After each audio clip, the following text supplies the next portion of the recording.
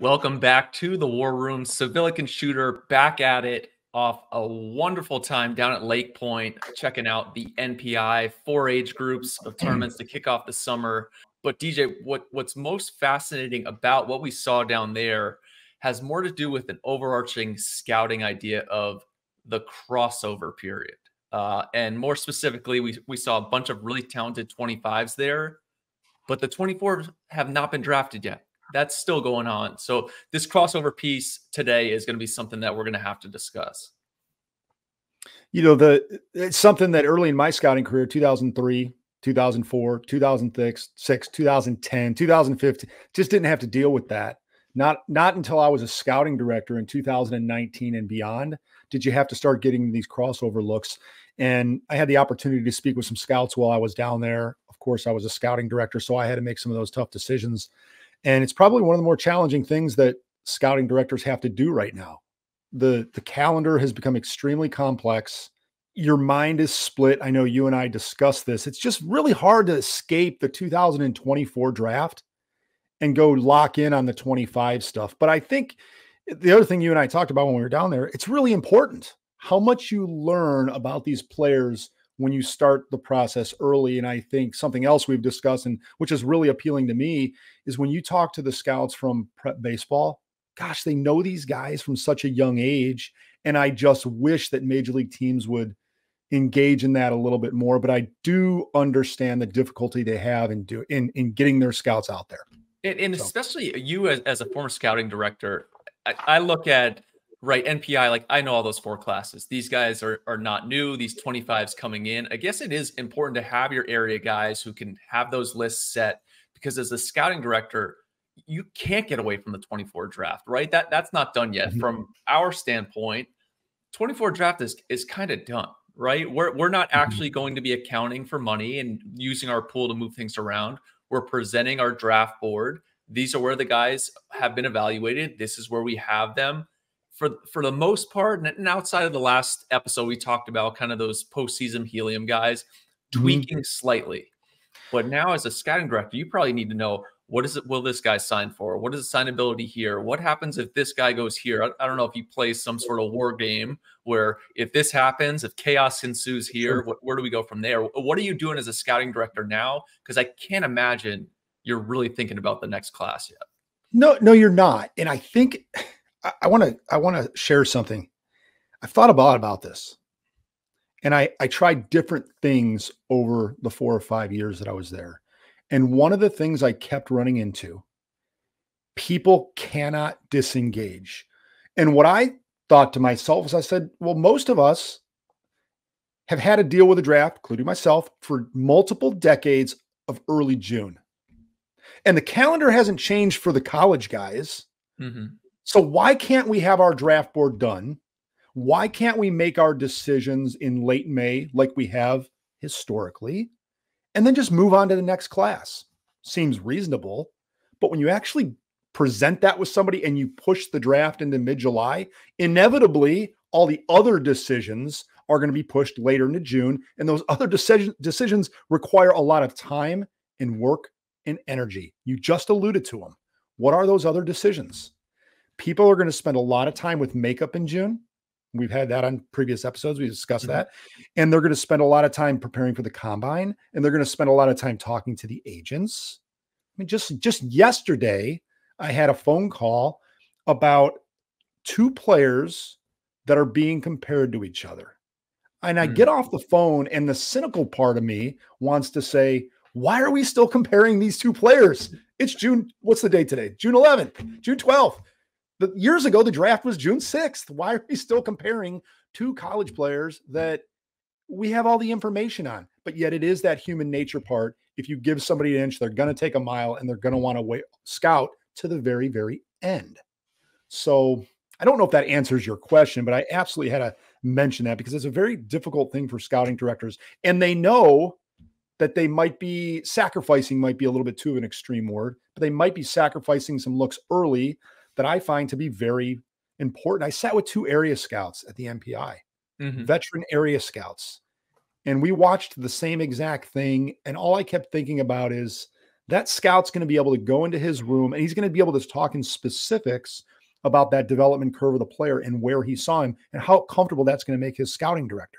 So that's ultra important. And just tying it back to this June crossover period, the newness of the past 10 years or so, the dangers of recency bias and the fact that we talked about in the last episode of, oh, this guy, he didn't show well today. Well, it's been a long year. Did we scout everything, or just the fact that he had a good series or a couple of good games? And I think we did a great job talking about Vance Honeycutt in the last one, because he absolutely put on a show in the super regional, which I would assume if I'm in a front office or not in the scouting department, I'm looking down, flipping on ESPN saying, like, we have a chance to get this guy at 12 or 13. Mm-hmm. Like, why are we not doing this? We have to get this guy. Shoot, Vance Honeycutt could keep going off in Omaha, and all of a sudden you're looking at a top 10 pick potentially. But the MPI kind of shifting over to that, which is what you and I have talked about when you first came on. You're asking, right? But what is this NPI? I think it's a crown jewel of the summer to kick things off. You really get, the kids are fresh at it. You have 4 levels, at least for me, selfishly, looking at the freshmen in the 27 class, a couple 28s there, but the 26s especially is a really talented group, high-end premium talent. And then 25s, some guys who kind of around that 50 to 100 level for us, who start off their summer. I'm talking about a guy like Brandon Logan from Indiana, Vanderbilt recruit, can really go get it. Might be the best actual outfielder in the class. Defensively, took some great at-bats where I got, I think, 12 to 15 at-bats from him, just outstanding. Danny Wallace, another kid from Nebraska, right? How hard is it to get a real read on a kid from Nebraska, cold weather state, throughout the spring? Well, if you kind of stockpile the early summer with 6 games against premium arms, you kind of get a little bit more there. So tell me, what was your first experience like with this NPI? You're not in the war room trying to just break down and ask agents, can we get this guy for 1.5 or 1.2? You were actually able to kind of be an area guy, for lack of a better word, and see these guys for the first time before anybody else. I don't want to mince words. I love being at the ballpark. Probably the thing that I miss the most, not just in those 3 or 4 months from when I left the Marlins to now, was being at the ballpark, being engaged in that stuff. And I'm going to take it a step further. The thing that I disliked most about being a scouting director is the inability to see what I just saw.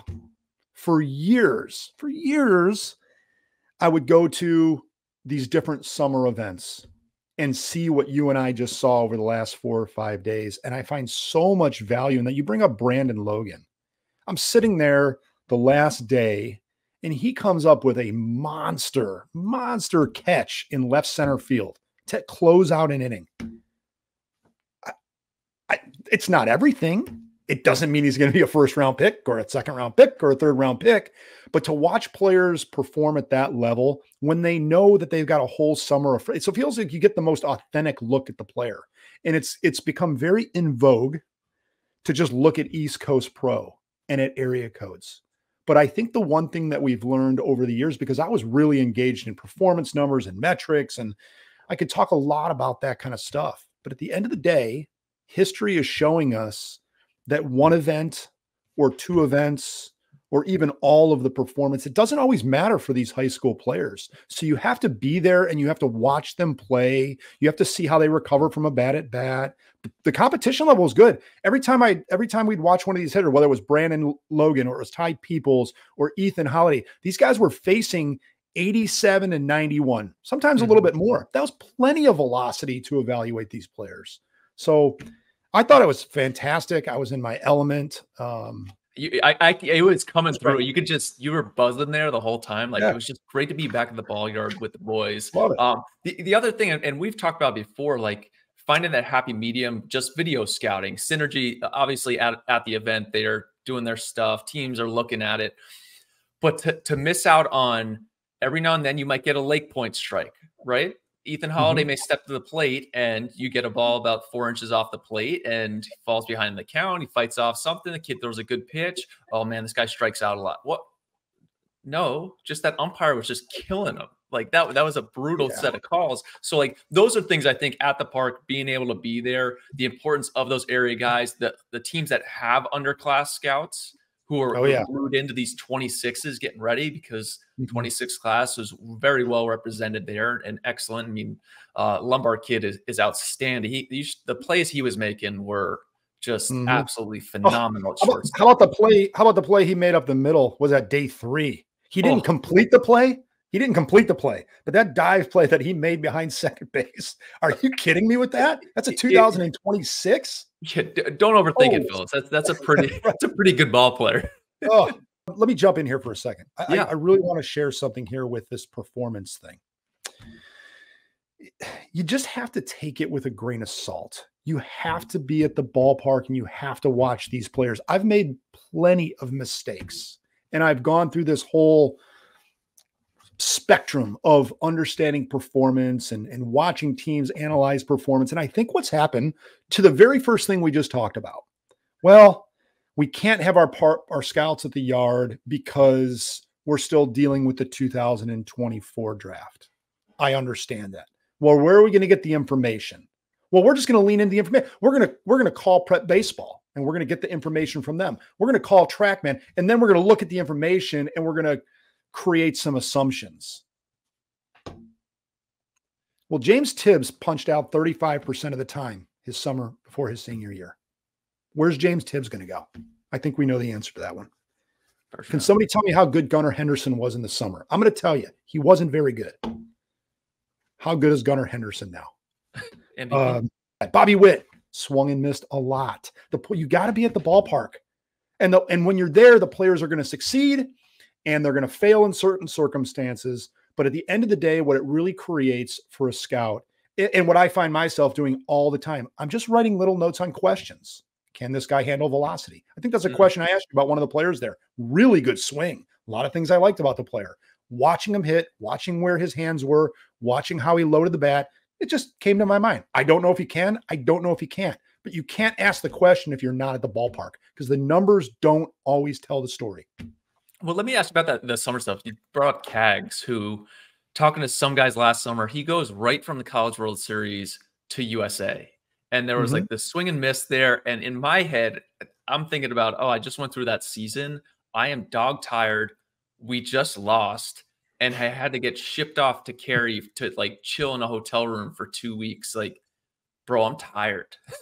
and they're like, he's swing and miss. Like, it seemed odd to me, the guys that were saying that, versus me. I'm thinking like, why are you here, bro? Like, what's the point? Yeah. What's the point of you being here except to be around? We just watched you for the last 2 weeks.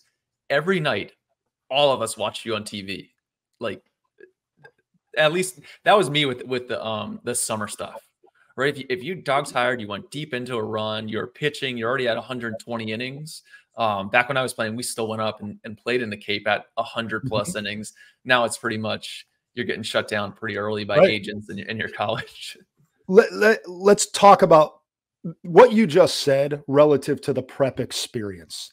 You want to know the common theme, the common things that you hear when you go to USA Baseball at the end of the summer. Man, these kids look tired. Of course they're tired. That's a high school kid that just went through a long, hot summer. You're referencing a college player doing it. One of the questions you asked me here, the value of the NPI and seeing these players early in the summer. They're not tired. They're not tired. Jackson Holiday.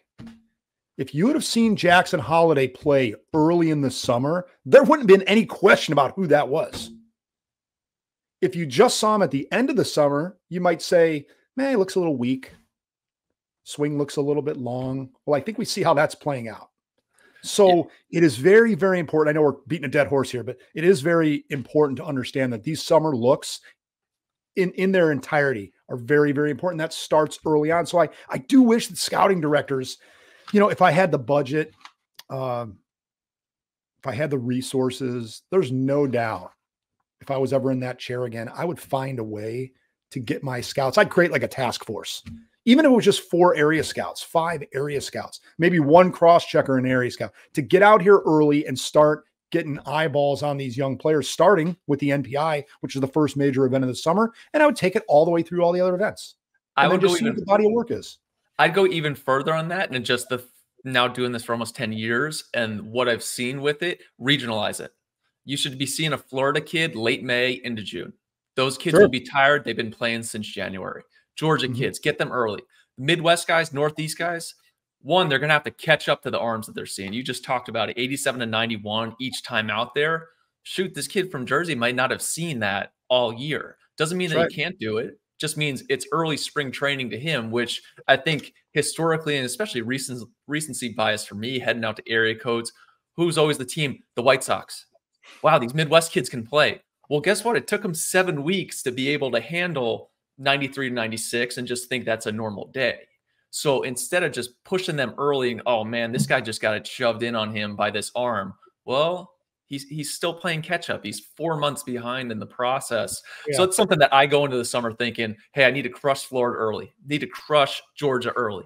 The end of the summer, you're going to see the California kids, right? Area codes, California, they're at home. You kind of get them on their home turf, a chance to see those guys. Pacific Northwest, cold weather bats, giving them a chance to adjust to what it is. Now, if they do perform, I think it stands out even more.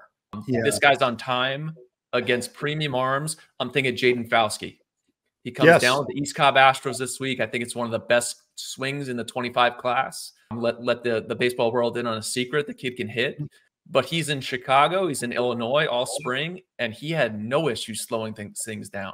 He was canceling spin, canceling changeups out of the hand, some really good pitches, and was not sped up. So I think that says a lot about him, and that's kind of a guy who I think is going to use the NPI to springboard a big summer. You touch on a lot of things there. I find myself thinking about prospect fatigue. It's one of the biggest crutches that you hear people talk about. It happens in California all the time. Prospect fatigue, we've seen them too much. Well, you know how you prevent that? Some of the things that you just talked about. I've used the word, of course, you're going to hear me say it again, volume and diversity of looks, but it doesn't mean that it's prospect fatigue if just one person sees one player throughout the course of the summer. But if you can spread those looks out and see different things, that's how you catch Jackson Holiday. That's how you sit in a meeting in November and you're reflecting about on the summer, and one of your scouts goes, I don't know, is he that good? Or doesn't even want to talk about him. And another scout who saw him at the NPI or early event says, whoa, wait a second. This guy is really good. He was just tired. So the geographic scouting, that's a way to account for a crutch that it drives me bananas when I hear that. I understand it, but it really drives me bananas because I think it's just an excuse. I think we got to get a data guy on the show soon, just with how I was in my head now. I think if pitching coach or being a pitcher, I would just be trying to mess with data at all times. I would try to throw something different because I don't know how adjustable those guys are. But I'm thinking about some of the kids from the West Coast going all the way to North Carolina. They got an 8 a.m. first pitch. Oh man, this guy swings and misses. He went over 4 at what was 5 a.m. on his clock. Exactly. Do they take that into account? Hey, did we look at this? They don't. They think it normalizes. So when you have I got to jump in here. Yeah, because I've done so much work on data and I really like information. Anybody that's worked with me would know that I like information and I want to hear a why. But there's also what you're talking about. There's context. That's a great example. Kid flies all the way across this country.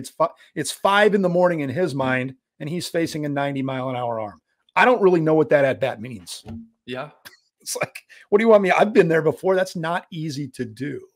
So I don't know how you account for that, but they certainly don't.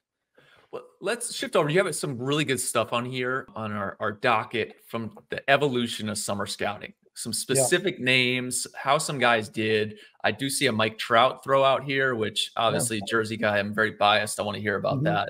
But tell us some more about that stuff. Well, I'll tell you about evolution of scouting and in the summer scouting. I've seen the game really speed up. So from 2003 until 2023, which was my last year with the team, the summer stuff has changed remarkably. And if you said some of the names I put down here that I think most people would know, Colby Rasmus played in the big leagues a long time. Michael Trout, I don't think we need to explain that one. Ben Gamel, a little bit further down the board, still in the big leagues. David Dahl's been in the big leagues. These are all Most of those guys there are first round picks, and some of Gamble was a later pick. And I can give even more examples. These are guys that I was personally involved with. That's why I put some of them down. Okay. I don't know what they did in the summer. They were just good. How about that? They were just good. And it was trusted that I went out and I did my job with the other scouts in the industry. And Shooter, if you and I are working together and you said, hey, how was Colby? Man, he was really good. I saw him at in Jupiter, and he raked against Kyle Drabick. You would just nod your head and believe that I was telling the truth. He knocked us out in Jupiter, so that's what we did. That's what we did. We just went out and we paid attention and we took notes, and it wasn't just tools, and on and on and on. And then as the game evolved, it became this influx of technology and influx of data, which in some ways is good, but I don't know if we're making better decisions.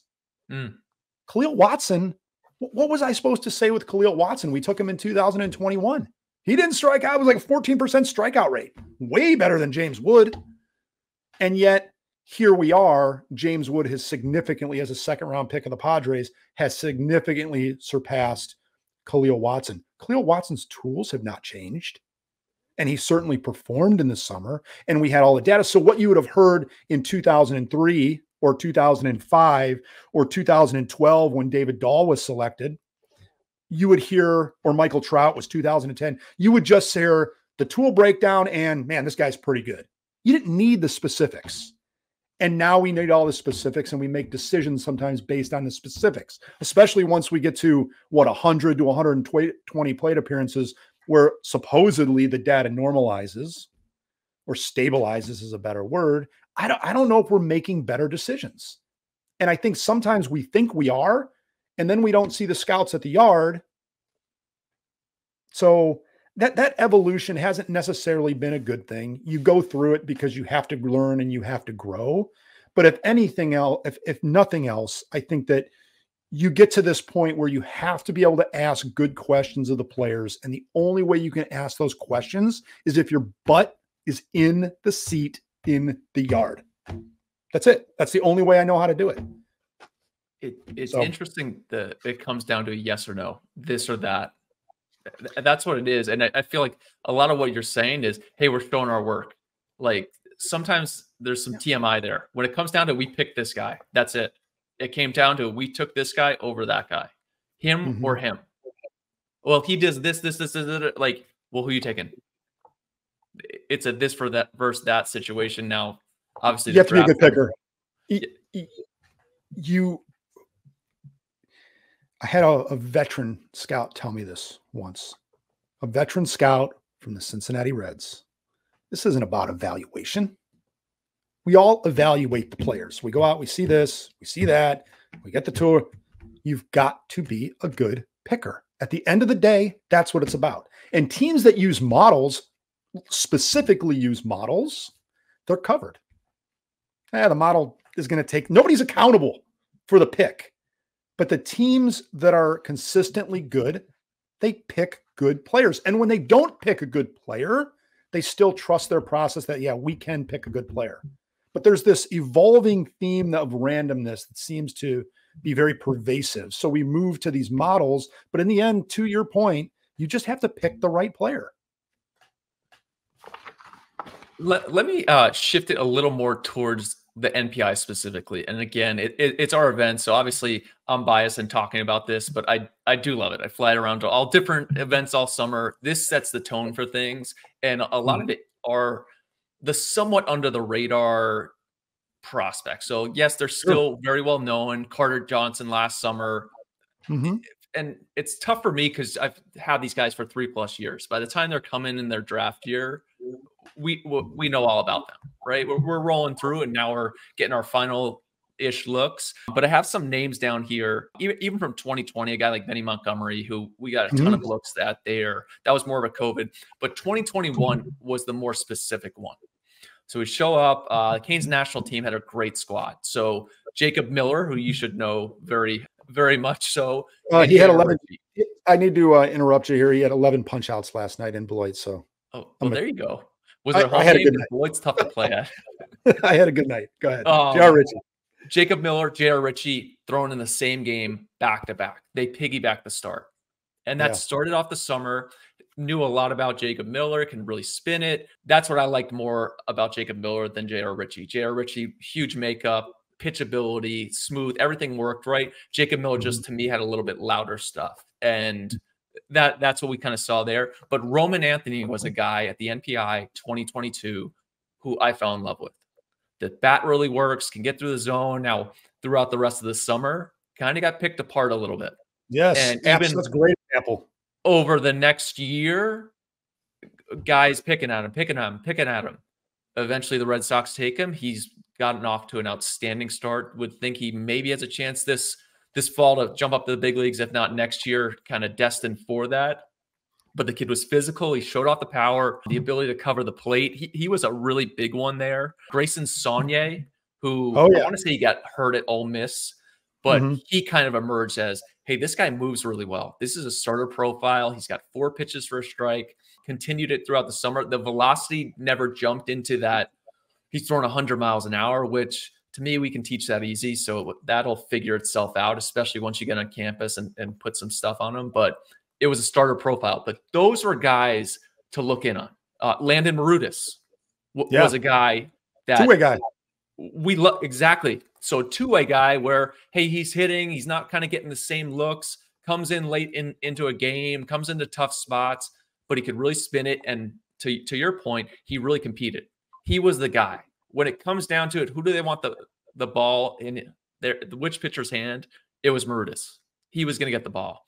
Aiden Miller, another guy who really shined there, which, if you look forward to his draft year, Aiden Miller getting hurt in his first or second game. I think he was sick. He had some issues there. He's off to a great start with the Phillies. But the fact that having those NPI at bats, having those 25, 30 looks at him going up against some big arms, I think that was massively important. Last year, and I'm talking a lot here, kind of filling you in with guys who are there, William Schmidt's there. I don't even think it was his best outing, but to see him out on the mound, coming off a season at Catholic High where he was, in the mix of the rotation, but hadn't developed into being that dude. The NPI kind of started off his evolution of realizing, I am that good. And I think he eventually came out this spring and showed that. Max Clark was there. And then last year, a couple of names who I don't know if you're familiar with these guys are Miles Bailey, who is a Panhandle kid, and James Nunnally from Virginia, Nunnally's probably one of the quieter, I'll call him a sleeper potential 7-figure guy. But at the NPI, his swing was outstanding. And Ian Smith, who was in Florida at the time at the NPI and now is doing a great job in Georgia scouting, he was locked in on Nunnally that whole week. And Miles Bailey too, but both had outstanding showings. Bailey kind of slower this spring, but Nunnally has continued to rise up. But those are some of the guys from historically that I think that the NPI kick started. What I want to do is hear your thoughts on some of the guys from this year, where I think some of the names you talked about, like Ethan Holiday, everybody knows who Ethan Holiday is. I mean, that the family at this point is baseball royalty. Who were some of the guys you saw where it's like, I'm glad I got some looks at this. Now I know what you guys are talking about. Before I get into that, I would be remiss if I didn't make this point here. When a player has definable tools and he's got some makeup, do not worry too much about his summer performance. I've made serious mistakes here, and I've made really good decisions here. Conversely, if a player's performed really well in the summer and he has tools, do not stop the process, because I've made mistakes there as well. I think a great example you just brought up is Roman Anthony. We got our absolute butts kicked on that one because we didn't continue the scouting process. I'm just going to leave it at that. That kid had tools. That kid can play. And listen, I'm not the only one that made the mistake. The industry makes these mistakes. Are you willing to admit them? Are you willing to own up to them so you continue to move forward and grow forward and ask the same questions? I've also made some really good decisions. But I hear you say Roman Anthony, and that hits a nerve because I remember that like it was just the other day. And we just got beat on that one. Conversely, I loved your example. I loved your example on, did you say Landon Marotis was the guy you wanted to give the ball to? Yes. I'd prefer not to use the name of the player that I'm referring to here. But when we called around and we asked the question, tell me about this guy and tell me about that guy, the industry clearly said that guy was the superior prospect by far. By far. When we called the coach, a very respectable coach with Team USA, he said, you're right. He is the best prospect. That's the guy. And the other guy is the one that's pitching in the big leagues right now, and he's really good. He has always been good. And the only way you know that is if you're around the player a lot. Let me just throw one more, because Colt Emerson also was a big NPI guy and did not go off there. But to your point, he looked the part, took good at bats. It wasn't loud. His team did not do great in this specific place. And he actually went head to head with another Ohio product, AJ Ewing, who had a great year and kind of kickstarted himself there. But it kind of gave you the base of this guy kind of gets it. He slows things down well. So that's I love that line, because the line that's one of the best things that you can say about a young player is he slows things down. The game looks easy for him. He's got a low heartbeat. You go right down that line of reasoning. That's usually a very, very positive thing to say about a player. And to your point, we loved Colt Emerson last year when I was with the Marlins. And that was one of the things we really liked about him. His temperament for the game was tremendous. And you saw that in some of the players that were at the MPI. Specifically, I want to bring up a player that I think you really like. I'm not sure. I saw him for 2 games with you. The young 26 from California. Love that guy's field game presence. The shortstop, Weinstein. Man, wow. I know you want to talk about some 25s, but I was going through my notes and looking over all my stuff over the last 2 days since we got back from MBI. A guy that can really slow the game down. Game's not difficult for him. Plays at a great pace. You talk about guys with a good game clock, all that. I couldn't tell you what that kid's tools are right now at 26 years old personally. Kind of know what his arm grade is. Watching him play, watching the quality of his bats, how do you not leave the ballpark excited about that? We kind of talked about with regards to him specifically. So this shortstop, CJ Weinstein, he's uncommitted 26. We'll have the whole country locked into him. Started off great with the pro case. NPI was on the barrel. But we talked about different regionalities and the development curve of where these guys are coming from. CJ, Huntington Beach High School, has produced big leaguers, prospects. All they do is hit. They produce those guys. He plays against, you and I talked about, he's going up against essentially a top 100 pick on the mound at pretty much every game. So his ability to continue to progress rapidly, it's there because he's just in the right place versus a kid from Upper Peninsula of Michigan who's just not going to face somebody like that. Or maybe Dickerson this year. Dickerson from New Jersey. He's not seeing that all the time, and he's emerged as a really good prospect.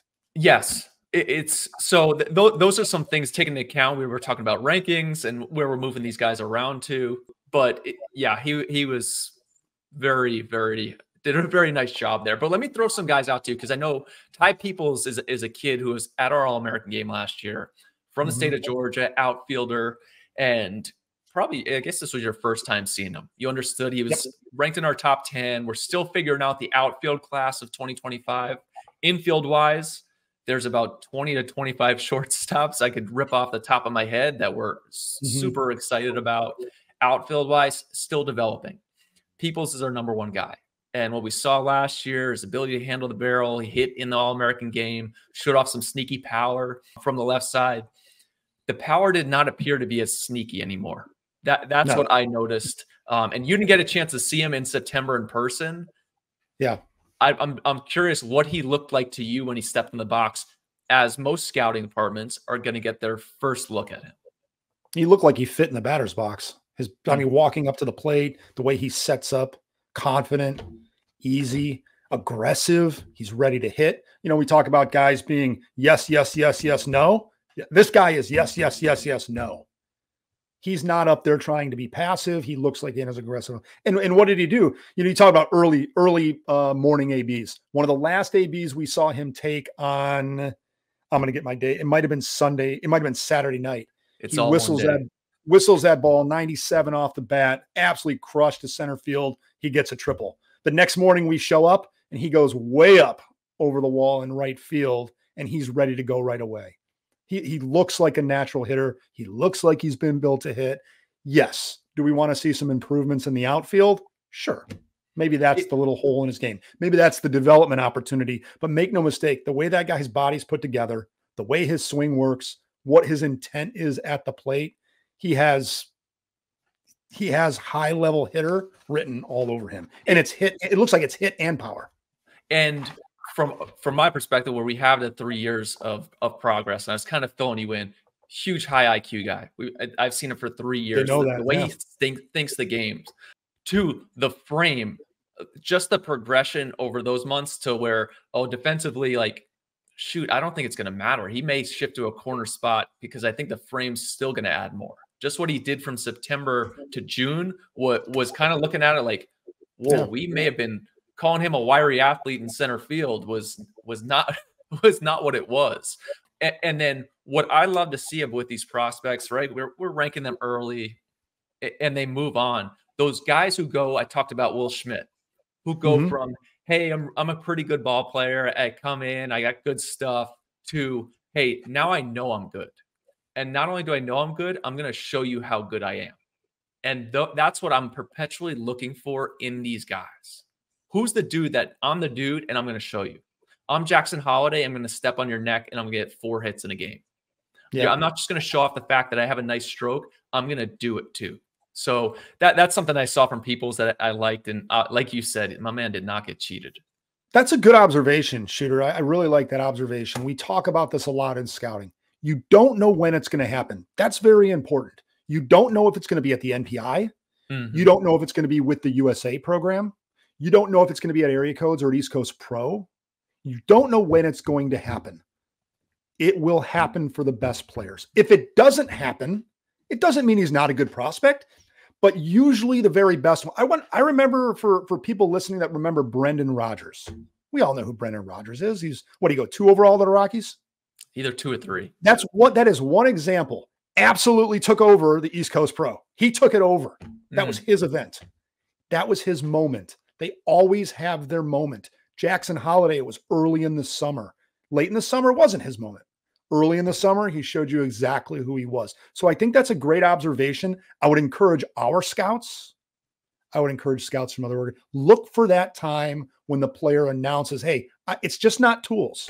How about James Wood, who had a little bit of a rough summer, and he certainly didn't have the best spring. Late at East Coast Pro, you talk about progression. By the end of East Coast Pro, he was really, really good. And he showed you that he might be Dave Parker. Hey, so, how much bias goes into this? I'm thinking from anybody's standpoint. You see him bad, you become an apologist because you like him, versus the opposite of that. Like, oh, this guy did one thing. I was just looking for that one thing not to like, to be like, he's fake. No, that's not. I don't like him. And that's what separates scouts. I mean, some guys are just better at it than others. That's it. I mean, some guys can just do it. Just like some players are just good. There are some scouts that are very, very good. They can make decisions, not their own opinion. How about this? Their own opinion is it's taking in other people's opinions that they hear, filtering out the bad stuff, keeping the good stuff, just like a player in player development, right? Taking the good stuff to coach and use that, and the other stuff, just let it go out the other ear. Good scouts can do those things. They can watch a player play poorly at the NPI or good, and they can see the other end of the spectrum late in the summer. They can take all the information, put it together, and say, you know what, Shooter, we've seen this, we've seen that. Let me make it really easy for you. This guy can rake. This guy's going to rake. Let me throw a couple more guys out to you, because I know you got to watch the Knights Nation, Louisiana team. A couple kids, twin brothers from the state of Mississippi, but Jacob Parker and JoJo Parker, who the confusion that you and I had trying to talk about them, it sounded like a who's on first situation at times. But tell me what your first thoughts were about Jacob Parker, outfielder. I got a chance to stand next to him, and I was blown away by just how wide the shoulders were and projectable the frame was. Because in uniform, I don't know if it's the uniforms that they wear, but like it was not the same with him in his street clothes having a conversation with me. That was the first. That was the first thing I said to you. We were standing up in the tower, we're watching them, and I wasn't sure how big they were. The game was over. They played the game that I watched was when they played the younger Knights, or not the younger Knights team, Knights National. It was Knights National versus Knights Scout. The game was over with. I'm standing in the concourse, and those two guys walked by me, and I thought to myself, "Wow, was I wrong? Those guys are big," and that includes Joe. JoJo's nothing to be. He's not small either. You know, he's a big middle infielder. His brother, Jacob, is your aggressive, strong, raw power. You know, you think about, I found myself thinking about the guy that went off the board to the Astros from North Carolina a few years. He was a cornerback. Of course, it's slipping my mind now. I'm blanking now too. But a bat guy, he was committed to Vandy and ended up signing a little bit further down the board, but was very, very good. He's been traded now. And that's what I thought of with Jacob. He's just a bat guy, bat power. He was the extra hitter that day, so I didn't get a chance to see him move around the field. And then his brother, what an easy swing. That ball he hit off the center field wall to like right center field in that quarterfinal game. Just an easy swing and a lot more strength than I thought. Has nice, easy actions at shortstop. We'll see how big he gets and whether he has to move to third base or something, but a bigger version of like Tucker Toman or something like that. Okay. So. It was interesting seeing the two of them because they are twins, they are brothers, but their swings are unique to themselves. Yeah. Where the infielder JoJo a little bit smoother throughout the load, whereas Jacobs to me is more strength in the zone. That was very fascinating. Actually, that team in the past, before Connor Griffin reclassed, he was part of that team. So like that was murderer's row there. I can imagine. Let me ask you a little more. We talked about Fauski, who I think has a chance to have a huge summer. We'll see what happens positionally. Got behind the plate for one inning, kind of dealt with some tendonitis. Big football player during the fall. So I think there were some injuries carrying over on that. So playing it slow from there. But a guy, Terrence Bowen, who's on the team, Georgia kid, looks the part. What did you think of Terrence Bowen? Tell me some more about him. So at first I was lukewarm. I didn't know if I was going to like the approach. Keeping in mind, this is the first time I've ever laid eyes on any of these players. Bowen walks out of the dugout, much like a lot of these guys. He's going to catch your eye. It's hard not to appreciate 6'3", 200+ pounds with that kind of body. You know, his hands are a little more relaxed. He keeps them lower in his sets. You start wondering about velocity and these kind of things. And in the beginning part, to your point earlier, the beginning part of the tournament, if you look at my spray chart, I saw the Astros a lot. He hit a lot of fly balls to the big part of the yard. Didn't collect a lot of hits. The day that you left, I remember you texted me and you said, "Hey, how'd Bowen do?" I think he punched out in his first AB. His next two ABs, absolute rockets to the middle part of the yard. That was the same game that our boy Brandon Logan laid out in left field to close out, I think, like the 6th inning. But it was the day that the Astros lost.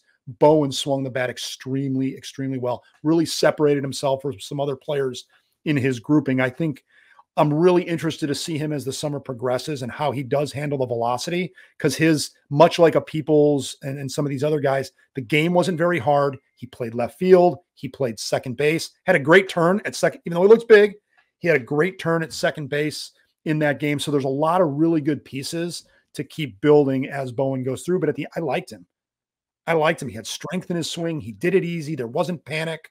We'll see how his swing plays out as the summer goes on with the not for nothing. I don't want to blow too much smoke. I thought the Astros uniforms were phenomenal, and just again, we're talking about the fit, right? Each year, you're like, what does Jacob Parker look like? Oh wow, street clothes.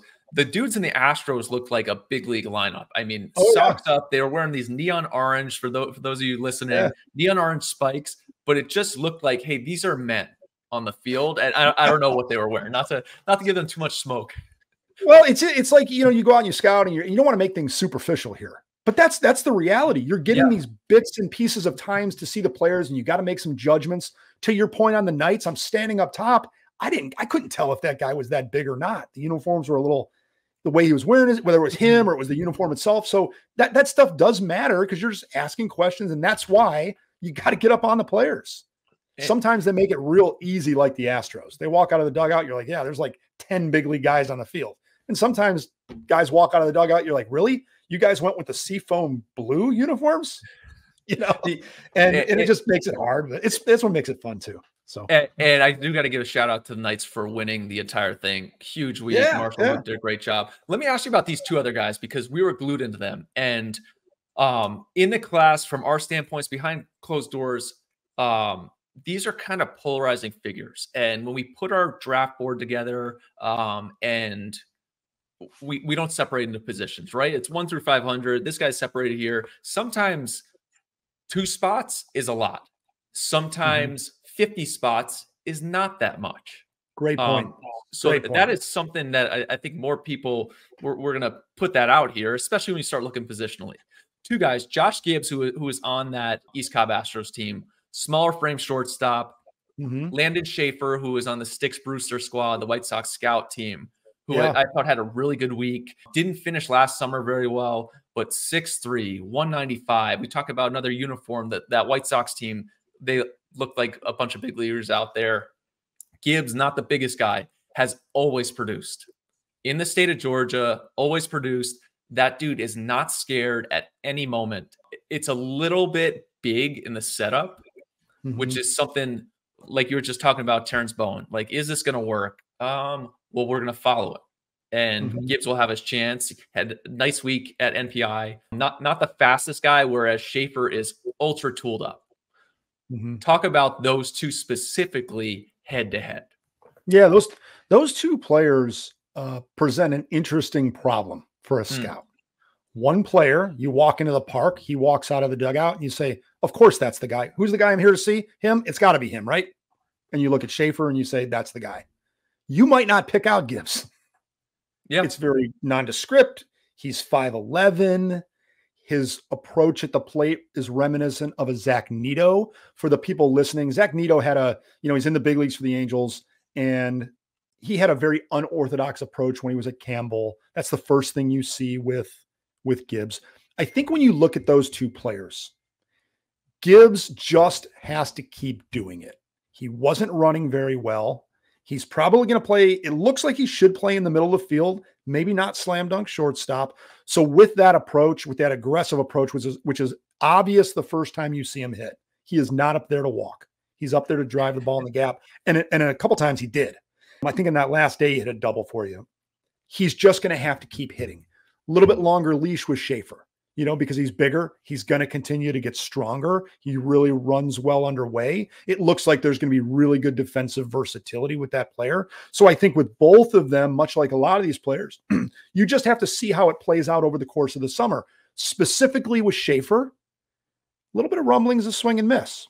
I didn't see it, but that doesn't mean it's not there. That didn't seem to be part of it here at the NPI, but you're trying to do your work on the player. You hear some of that. So something to pay attention to going forward throughout the summer. And with Gibbs, when you hear people say all he does is hit, that's fine. Let's just make sure he continues to hit as the summer goes on, because that's something he's going to have to do. And I think back to some stuff that you've said in the past that has really resonated with me, at least, more specifically to Gibbs. And I think at this point, Anthony Volpe's done so well and is off to a great start with the Yankees this year. You don't want to miss out on Volpe, right? It wasn't the biggest guy, but what you talked about is, do those tools and those grades, do they jump up a little bit? His speed jumped up a little bit in that spring. Yes. So all of a sudden you follow Gibbs this summer, produce okay, and you come out next spring. Is this a different guy? Look at that quick first step. Oh, wow. Now he's given some 4.2s down the line. Right. He has those instincts. The swing is cleaned up. Along the same lines with Schaefer, hey, we didn't see any swing and miss. But Schaefer, to me, it was a big week for him. The fact that guy's going to walk into any showcase setting and look the part. It will be an immediate, I need to watch this guy. When he comes up on deck, you go over to see what is he going to do. Yep. So he will definitely get those looks. And it doesn't, when you're trying to put the whole picture together and you're walking in like me, and you see Arkansas. Now I know he goes to Fayetteville high school, but he's going to Arkansas. They've tended to do a really good job. They just do a really good job. There's a lot of hitters that come out of there. So they're not missing in their backyard. That's really important. I think with, your Volpe comment there, the important thing is you never stop scouting the player because they do change. Make no mistake. there are people that did not like Volpe. And I went in late in Volpe's senior year at Del Barton. And why don't you like this player? He's doing this, he's doing that. Riley Green, he improved his run grade a whole grade from November to his spring of his senior year. Players continue to change. So if you have a player like Gibby or like Volpe that can really play the game, but they don't have loud tools, keep going back. I would challenge anybody to tell me that Mookie Betts had tools when he was at Overton High School in Tennessee. I would challenge anybody on that. He didn't have tools as we define them. Every time that kid touched the field, he impacted the game. So I'll stop with that one, because that's a prime example of, you better watch out if a kid can really play and you're going to ignore it because his tools aren't exactly what you want them to be. Scout the player to the end. And to our previous episode, you better know the kid. Really important. It's key. I get two more things, two more players, and then more of an overarching positional group. But Colton Sims, who you got to see for a while, Vanderbilt recruit from Kansas, and then a kid named Jackson Aiken. Those were two Midwest guys to me where, hey, these are not up the middle defenders. They're more corner profiles, right-handed hitters. Yep. Now, those seem to get downgraded immediately. What I liked was the fact that we got 6 games. Hey, here's 6 games to start the season. Wow, the kid Aiken to me actually hit after Schaefer throughout the week with them. Took some big swings. I think the power is going to clearly be there. But I circled it as, hey, this summer could go really well for this guy, and he could really skyrocket in a hurry. But he has the foundation, the frame to do that. So when you talk about Aiken, so the higher profile player is Sims. He's going to Vandy. He's the bigger name. And by all accounts, he did a really nice job. I thought it was Saturday. He played really well. Saturday night, I believe it was. Put some really good swings on the ball. He's strong. He's quiet in the box. Kobe Mayo ended up being they gave him a little bit of money, but you talk about that profile that tends to bog some players down. Once they start showing their ability to use their tool, which is bat, then they move right up the board. And that's what allowed the Orioles to throw some money at Kobe Mayo. So whether it's Aiken or it's Colton Sims, Colton Keith got some money. Theo Gillum is going to get some money this year, I think, in this year's draft. Players like this that are big and strong, they just got to continue to show that they can hit. You brought up the player from Illinois, Fauski, right? Nice swing. Pretty swing, calm. He's got to continue to hit because it looks like it's going to be a corner guy. And so long as they do, teams are right there willing to give the money because there's such a scarcity of believable bats. Let me wrap the NPI talk, kind of the early summer, and you can give that overarching early summer look. Pitchers. Right, we kind of got to look at some of these guys. Some are coming off East Coast Pro tryouts. They go out to the mound. They give their 2 or 3 innings. Some we got to see some extended looks, which was great, especially for me, right-handers. Marking it down, hey, this guy has crazy arm strength. CJ Gray threw for the South Charlotte Panthers night game. 93, 96. It's electric. Landed the breaking ball for strike. Probably below average pitch in general, which is what I saw from most of the right-handers. Yeah, hey, the guys who are explosive with the fastball, this breaker's kind of tumbling a little bit. Maybe it's a 4. Moving forward, those subsequent looks the rest of the summer for me will be, hey, was that just an aberration on that day? Where the ball's not feeling right in his hand? Does that secondary pitch have a chance to jump? Is that something you should be looking for in these looks versus, hey, this is finished product, first rounder, let's go? Yeah, very rarely are you going to get that. Now, this is a finished product. This is a first rounder, especially when you're talking about prep arms. I made no bones about it in one of our very first discussions here. I really like prep arms. And if you're not paying attention to them in 2024, you're making a big mistake because there's some really, really good ones out there. What that doesn't mean is when Lavonis touched the ball or Message touched the ball on June 5th of 2023, he wasn't that. So it gets back to this idea of questions. I love your example of Jenkins. When Jenkins went out on the mound, I didn't know who he was. Wow, that's an electric arm. Did he look raw? Sure, he looked raw. Did he have a great breaking ball? No, didn't have a great breaking ball. Didn't have great command, but he moved athletically. His arm had explosiveness in it, and it allows you to ask some questions, which I did, and you find out that's a high school football player. That's a position player. So of course he's going to look a little bit raw.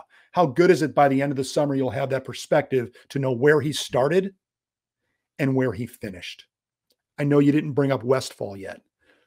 How many innings did that guy give us? We might not see that many innings for the rest of the summer from that. He threw 5 or 6 innings in that game. That very first day we were there, showing his good slider, able to throw strikes with his fastball, and he showed you that he can go deep in the game. Well, I'm glad you brought him up because I'm writing him up currently for an article. I was kind of blown away. Now, we had tons of background with him from the past. Spin monster, committed to, like you said, Texas A&M, who is dominating kind of the analytical side of things, along with the rest of the SEC, Arkansas, in that same mix. Threw strikes, kind of funky head on. I went down the line to the side, and I talked to Andy Urban, our scouting director in the MoKan region. It's a lot smoother from the side. It was. And a little bit of an open gate. Maybe we close that. All of a sudden, if this slider ticks up, it was the best secondary pitch at the event. If this continues to show all summer, man, you're talking about this guy's in the handful of top right-handed arms. He's super athletic. Go ahead and finish that comment, because that's where I was going to go. He's super athletic. I was thinking back, I played with Aaron Crow back in the Cape in whatever year, 07. From the same region, kind of funky, but real slider. Attacks his zone. I know how athletic Westfall is. His brother's one of the top 27s in the country. They're 2 ways.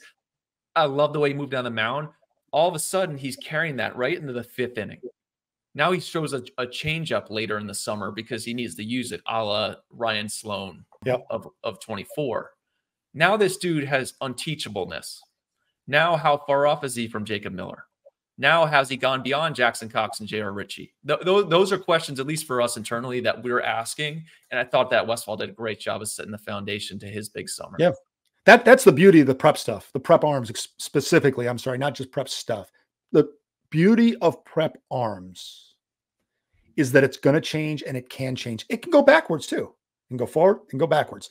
But as you're watching this and you see a guy like that move, he has a lot of pieces there to think that he's got an opportunity to go forward. And guess what? We don't have to make a decision on the 4th of July, and we don't have to make a decision on August 31st, and we don't have to make a decision in November. Here's the decision we have to make. Did this player get better over the course of the summer? Does this player have the characteristics to make us think that he's going to get better? And have we done enough work that when he touches the mound in February of 2025, did we have enough work that we have our scout there?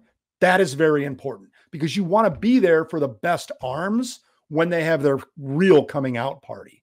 That's why we're doing all this work on the summer, on the prep arms. Prep bats, maybe a little bit different conversation, maybe for a different day of what we're trying to do with prep bats, because the summer does define a lot, not everything, but it defines a lot as you go. These prep arms can explode at any point. When you see a guy like him, 6'2", 6'3", athletic lower half, moves off the mound real well. Are there a couple holes? Sure. Wish he threw a little harder, this and that, but he's got all these great pieces to work with that might make you think that he can become a really, really good prospect as he moves through this draft cycle. And it's exciting to get the baseline, right? Westfall, when we talk again in 6 or 8 months, or at the Super 60, Westfall comes to put on a show there. Then we go into March, and all of a sudden I'm telling you, hey, the reports I'm getting now is he's jumped. It's 6 to 8. Yeah. He's touching those numbers. Along the same line of those guys, just 2 more. Jordan Martin, who was an All-American for us last year out of the state of Missouri, 6'6". Everything's easy to dream on. I was watching his mixtape for basketball, and like, dude looks like Jason Tatum out there. But he was up to 95. The thing with him is, hey, we're continuing to see, is that slider going to make the jump? If that slider makes the jump, and when I call Kevin Mulder in Missouri, or I call Diego Solares, who was there with us at NPI, and say, has the slider made the jump? I know that they know when we talk, we're on the same page for a guy like that. And then Caden Crowell was the last one I want to throw out, a left-hander from the state of Indiana. I thought he really got his summer off to a great start. 90 to 92, feel for the slider, changeup. Another hoops player who's ultra athletic. That I think a lot of teams are going to like once they get that first glance at him. But having the ability to talk in the same language and know he's made the jump, because the foundation is set, the floor is set for most of these guys in our books. Now you and I can be talking about the jump in grade has come. Yeah. I think the event itself, that was my first time at that event. That was my first time at a summer event, at a summer tournament in years. And when I say years, I mean, it might be 6, 7 years. And that's unfortunate because sometimes the very best scouts, the guys that have become scouting directors and national cross-checkers, and they're not getting the opportunity to do that. So I really relish that. It was fantastic. One of the general observations as we talk about the 2024 class versus the 25 class, you just start lobbing out these names. And one of the general themes is they seem to be moving back through the middle of the field, whether it's one of the guys that you mentioned right away in Brandon Logan from Indiana, or it's Gibby in Georgia playing shortstop, second base, or it's Bowen kind of in the middle of the field at second base, or it's, we didn't even talk about John Sturzer, athlete, football player from Pope High School. He was playing center field the last day I saw 6'4", 3". So you Dickerson. What's that? A la Dickerson in New Jersey. There you go. Yeah. So it just looked a little bit more. And again, this is really early. So I'm not going to, it just feels a little bit more exciting through the middle of the field. That's not to say that a guy that plays third base isn't exciting. It just puts a lot more pressure on that player that he's going to absolutely have to mash and have to hit versus guys that are playing through the middle of the field. Whether you think they're going to land in the middle of the field or not in the big leagues or on a college campus, the fact that they are playing in the middle of the field and you feel really good about that, they're athletic, it just makes it a little bit more exciting. So that was a takeaway for me. Well, this was awesome stuff. NPI was outstanding. Tons of coverage coming out from that. I'm glad you kind of have a baseline on these 25s. We will head west because it is a great class out in California and the Northwest. Some big names coming out of there that we will be talking about the rest of the summer. But DJ, I know we tried to punt the 24 class in the draft, but we will return to it. Regular scheduled programming here with some draft board action, mock draft. It is coming quickly. I can only imagine the head spinning that is going on in some war rooms already as they're building their board, their actual physical board. So you got anything else for us? Well, think about what the international scouts have to do. Those guys are scouting 3 and 4 classes at a time. That's what we have to do here at Prep Baseball. Major League Baseball doesn't really have that luxury, I guess, to do that. But well, there you go. It's been Svihlik, Shooter on the War Room. Some great talk from NPI. The summer is just getting started. We got draft coverage coming. We got college coverage coming. We've got national circuit stuff coming. So lots to tune in for. Until next time, we will see y'all at the ballpark.